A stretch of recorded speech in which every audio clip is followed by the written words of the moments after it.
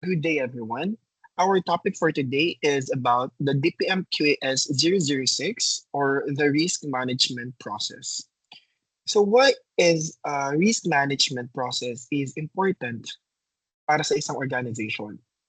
So si risk assessment or si risk management, important siya kasi ina-allow niya ang isang organization na mag-identify ng potential risks na meron sa loob ng kanilang organization, mag-evaluate ng likelihood and impact ng mga risks na na-identify, mag-prioritize on how to resolve those risks, and mag-establish ng appropriate actions and resolutions before those risks become a problem. So bago pa siya maging problema, sa risk assessment, tinutulungan niya na tayo para mag-come up ng resolution or ng solution para dun sa mga risks na yon. It supports informed decision making, prevents operational disruptions, and promotes continual improvement. Also, this procedure establishes MVGFC's systematic framework for identifying, assessing, monitoring, and managing risks and opportunities na pwedeng maka-affect sa achievement ng intended outcomes na meron tayo for our EOMS, which is very much aligned sa ISO 21000:2018. So, pag meron tayong risk assessment or risks management, meron din tayong tinatawag na risk registers. So, ano nga ba si risk register? So, si risk register, ito naman yung nagsiserve ng organization's centralized record of identified risks and yung mga corresponding controls or resolutions na binilagay natin for that. Kasama dun is yung mga action plans, kung sino yung responsible person na gagawa ng action, and yung monitoring ng activity or ng resolution na nilagay natin for that specific risk. A risk register also ensures na merong accountability, consistent monitoring, and effective communication of risks across the whole organization. So si risk management process, si risk assessment process, si risk registers are very essential sa ating EOMS kasi etong tatlong to ay nag-provide ng documented evidence na yung organization natin is proactively managing risks and opportunities, supporting organizational objectives, and continuous improvement sa loob ng ating organization. So for the scope of this DPM, this procedure applies to all units, offices, academic and non-academic processes, support services, and activities within the scope of the MVGFC Educational Organizational Management System, or EOMS. This includes risks and opportunities related to educational delivery and learning effectiveness, learner welfare and satisfaction, academic and administrative operations, human resources and competency, infrastructure and technology, regulatory and statutory compliance ng mga units natin, interested parties, kasama na dito yung external and internal interested parties and stakeholders, and institutional sustainability and strategic initiatives. So para mas magets natin or maintindihan natin kung anong meron sa risk assessment or risk management process, these are the different terms na kailangan nating malaman. So for the definition of terms, we have risk or risk event. Sa risk event, ito yung uncertain event o situation na maaaring magkaroon ng positive or negative effect sa pagkamit ng mga institutional objectives natin. So mamaya, malalaman nyo kung ano yung institutional objectives natin or strategic objective. Next is opportunity. So pag sinabi naman natin opportunity, ito yung situation or circumstance na maaaring magbigay ng positive improvement sa educational effectiveness, stakeholder satisfaction, innovation, processes, or institutional growth sa loob ng organization. Next is institutional risks. So sa institutional risks naman, maaaring maka-apekto sa buong institution, kaya nga institutional risk. Tulad ng strategic, academic, operational, financial, technological, legal, at reputational risks. So yun yung mga risks na pwedeng maka-affect sa whole institution or sa whole organization. Next is, ito yung strategic objective. So ano nga ba si strategic objective? Si strategic objective, ito yung specific institutional target na meron si organization na naka-align sa mission, vision, goals, objectives, and strategic directions na meron si organization. And the next is si risk owner. Si risk owner, siya yung tao, yung unit, yung office, or yung process owner na responsible sa pag-manage, pag-monitor, at pag-implement ng corrective actions para sa isang identified risk. So ulitin natin, si risk owner, siya yung tao, unit, or office na responsible sa pag-manage, pag-monitor, pag-implement ng corrective actions na meron tayo for that specific risk or for that specified risk. Next is si likelihood. Si likelihood naman, ito yung tumutukoy sa probability o posibilidad na mangyari ang isang risk or isang risk event. So si likelihood, ulitin ko, probability or possibility o posibilidad na mangyari ang isang risk. And then si impact naman, lagi magkasama yan, si likelihood at si impact. Si impact naman, ito ay tumutukoy sa severity o gaano kalaki yung magiging impact or effect ng isang risks sa organization natin.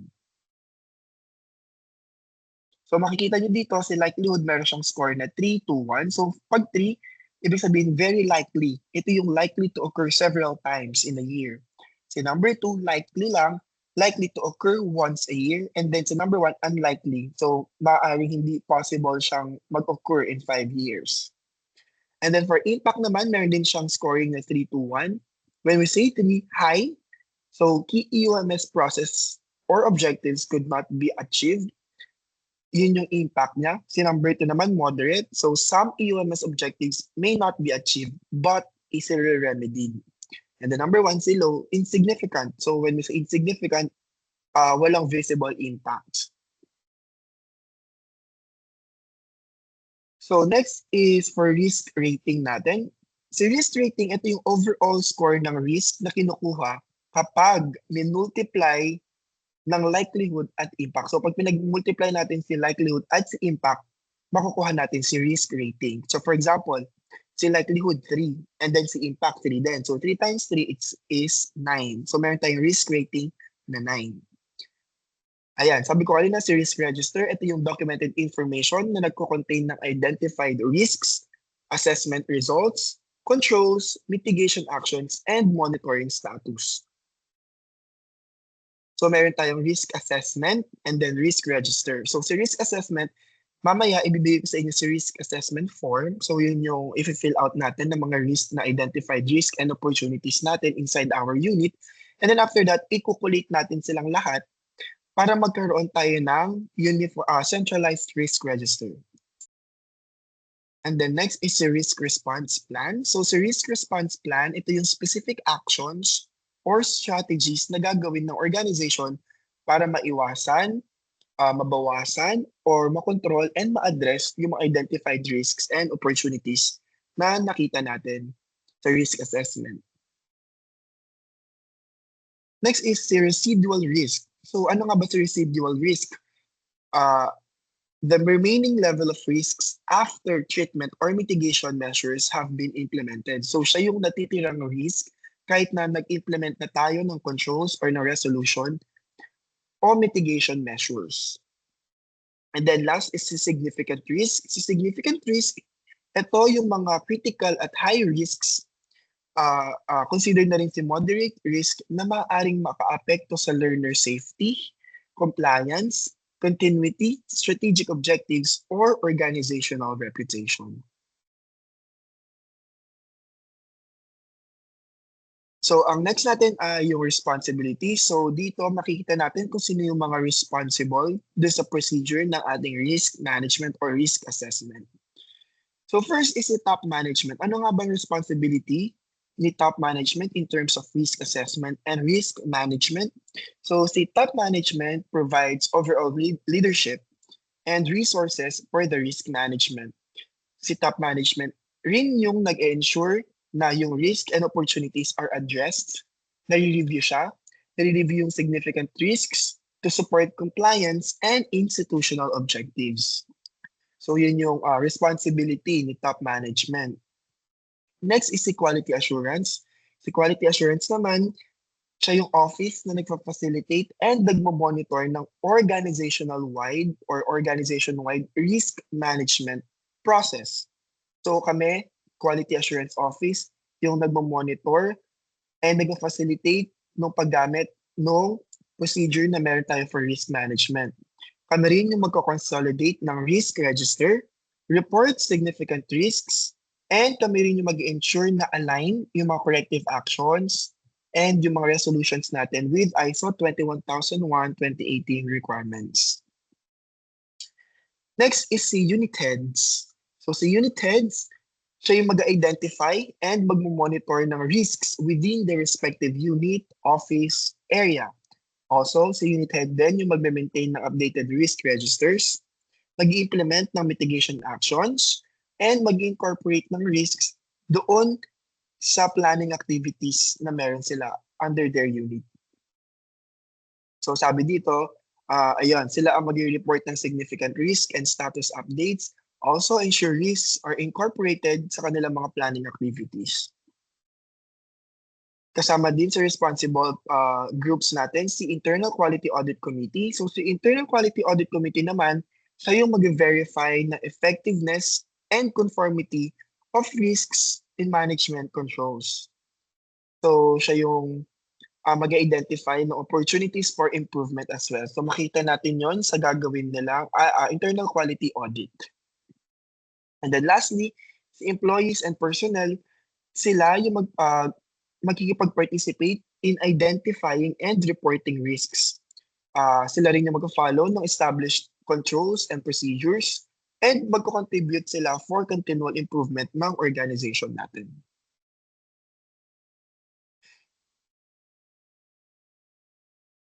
Ayan. So kanina, di ba meron tayong risk rating?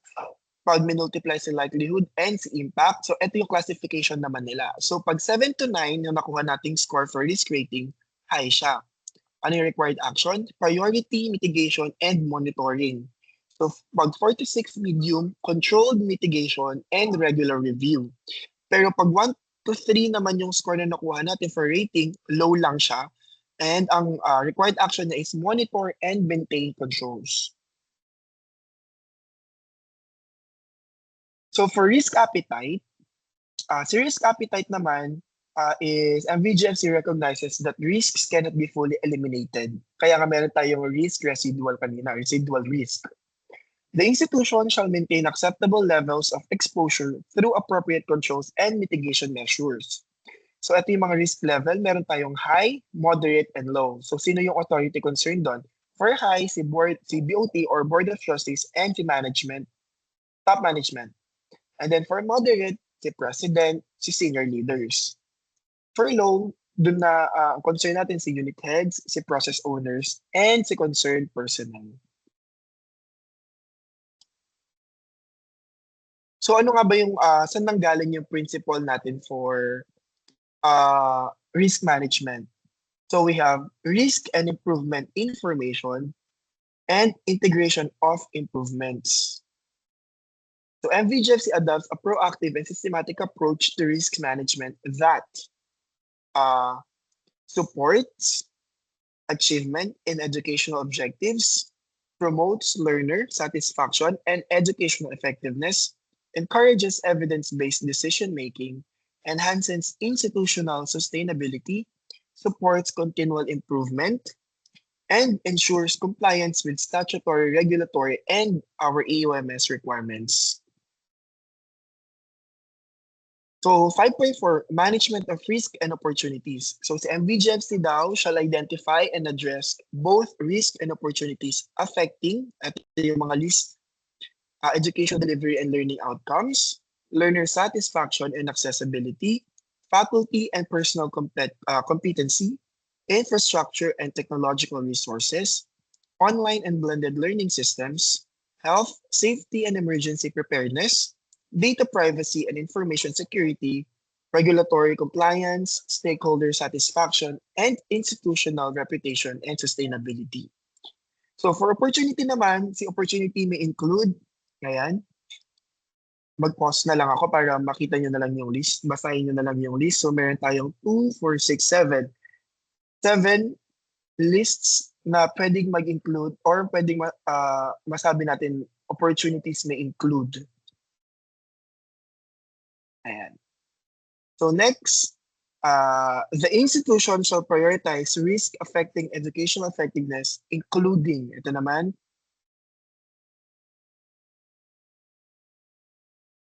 ito yung mga list naman nung mga risks na kailangan nating i-prioritize na magbigay ng resolution or ng corrective actions.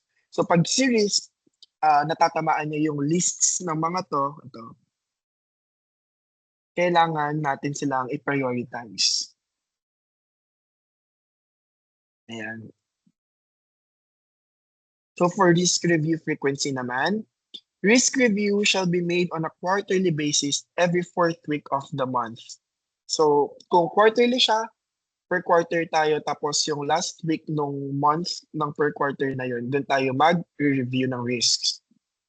And then, immediate review may be triggered by, ito naman yung pwede tayong mag-review ng immediate kapag may na-trigger sa mga nakalist na to.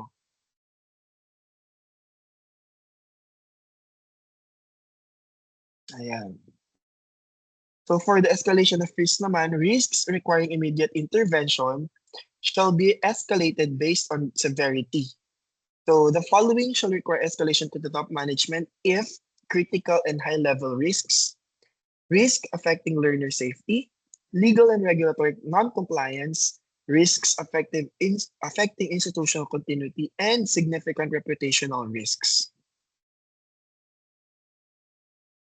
For the performance evaluation, the effectiveness of risk management shall be evaluated through reduction of recurring risks. So pag nabawasan yung mga risks na meron tayo, timeliness of mitigation action, audit results. So for example, nag-audit si IQA from last year, ito yung mga risk na nakita nila, and then nag-audit ulit sila this year, tapos kumonti sila. So doon natin makikita yung performance evaluation kung effective ba si risk management natin kasi kumonti yung risk na nakita ni IQA. Corrective action effectiveness, stakeholder satisfaction results, compliance, monitoring, and achievement of educational objectives. So, syempre, pag meron tayong procedure, meron tayong documented information. So, all documented information related to risk management shall be maintained and controlled in accordance with the Documented Information Control Procedure or the DPM-QAS 001. Ayan. Ito yung mga kailangan. And then, si Unit Document Controller naman shall ensure proper identification, storage, protection, retrieval, retention, and disposal of the records. So for continual improvement, meron tayong risk and improvement information. These are the results from risks monitoring, audits, corrective actions, stakeholder feedbacks, and management reviews. So this shall be used to identify and implement opportunities for continual improvement ng EOMS natin. And then, integration naman ng improvement. So, sa integration of improvements, approved actions for addressing risks and opportunities shall be incorporated into relevant processes, controls, plans, objectives, and performance monitoring activities. So that's it for the guidelines ng ating risks assessment and risks management procedure. Let's move on dun sa mismong procedure natin. So sa mismong procedure natin, meron tayong 7 steps. Pero in simpler term kasi, pwede natin siyang sabihin or pwede natin siyang i-simplify as identify, analyze, evaluate, treat, and monitor and review. So, sa 7 steps, meron tayong identification, analyze, evaluation, treatment, and monitor and review. So let's go to the first step, which is the communication and consultation. Sa summarize ko na lang siya. So for communication and consultation, makikipag-coordinate tayo with relevant internal or external stakeholders para makapag-gather ng information and inputs needed for risk and opportunity management. So, ang sabi dito, conduct consultation and coordination with the stakeholders to gather necessary information and inputs para makapag-identify, makapag-assess, makapag-monitor, and makapag-review ng risk and opportunities. And then after the communication and consultation, meron tayong establishing the context. So, establishing the context naman, we identify internal and external issues, stakeholder requirements, legal, regulatory requirements, and strategic directions relevant to our EOMS. So pag na-interview na natin or nakapag-consultation na tayo kay relevant stakeholders, kay internal or external man, dapat makuha natin yung kanilang stakeholder requirements.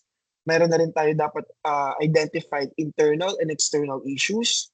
And alam na rin natin yung legal or yung regulatory requirements natin.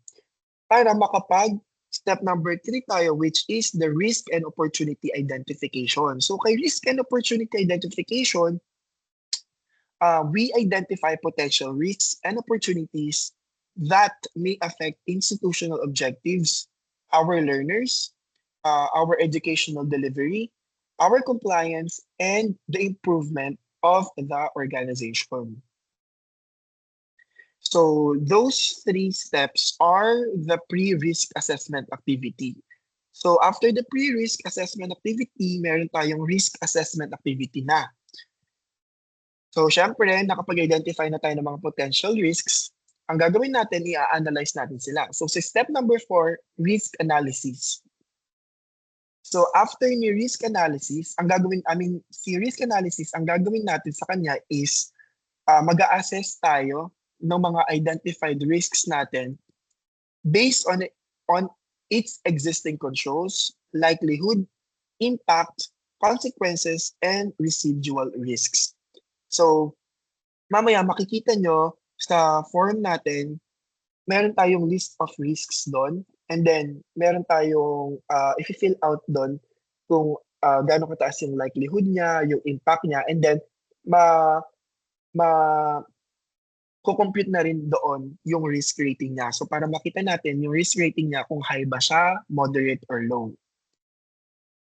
So, after that, after ni risk analysis, magkakaroon tayo ng risk evaluation. So, under risk evaluation, dinidetermine natin kung sino yung ipa-priority or sino yung significant risks na kailangan nating i-prioritize using the established risk criteria and yung risk matrix. So makikita nyo rin mamaya sa form yung risk criteria and risk matrix na ginawa ni quality assurance. And then number 6, last step for risk assessment activity, which is yung risk treatment. So based on its name naman, risk treatment, iti-treat na natin yung risk na na-identify natin. So we develop and implement appropriate actions to avoid, reduce, mabawasan, transfer, or accept risks and to enhance identified opportunities. Sabi nga, develop and implement appropriate mitigation and improvement strategies to address identified risk and opportunities. Ito yung para ma-avoid na natin si risk, mabawasan siya, ma-transfer, acceptance, and enhancement of actions. And then, sa last natin is yung risk assessment, monitoring, and review. Ito na yung monitoring and review itself. So sa monitoring and review, regularly monitoring the effectiveness of risk treatments na nilagay natin for the identified risks and review natin yung changes. Also, mag-monitor din tayo ng audit findings regarding to that risk, feedback, incidents, non-conformities, and corrective actions to support continual improvement. So, kailangan na nating i-monitor and i-review yung mga mitigations na ginawa natin, mga corrective actions natin to support the continual improvement of our organization and our EOMS. So that's it for our risk assessment procedure. After the monitoring and review, yun na po yung end ng process natin. So after this, magsisend ako sa inyo ng risk assessment form natin. Actually, yun yung template na binigay ni JBDC. Inayos lang namin siya. So, from the past, hinihingi na sa inyo ni JBDC yung risk nyo na identified sa units nyo para sana makulate na natin sila and makagawa na tayo ng collated risk register. So, nagbigay ako last February this year, I think, ng memo para mag-collate ng mga risks na identified, risk and opportunities identified under your units. Pero out of more than 30 or 33 units, ang nag-submit lang sa amin is 16. That is why ginawa na namin itong video na to para matulungan kayo on how to use the form and isubmit na rin namin sa inyo or ibigay na rin namin sa inyo yung form na ginawa so that kayo as document controllers, magawa nyo na si risks assessment nyo and masubmit nyo na kay quality assurance yung risk assessment nyo para magawa na rin namin yung risk register. So, announce ako sa GC ng mga document controllers na ang deadline ng risk assessment ng unit nyo is on August 25, Tuesday, hanggang 4 p.m. lang. So yung mga hindi makakapag-submit, i-escalate namin sila kay top management for further actions. Kasi kailangan na namin sila for the completion ng ating EOMS. So that's it for the risk management process. I hope you guys comply dun sa deadline na binigay ni Quality Assurance para matapos na rin natin yung EOMS manual natin kasi very vital si risk register doon sa EOMS manual natin.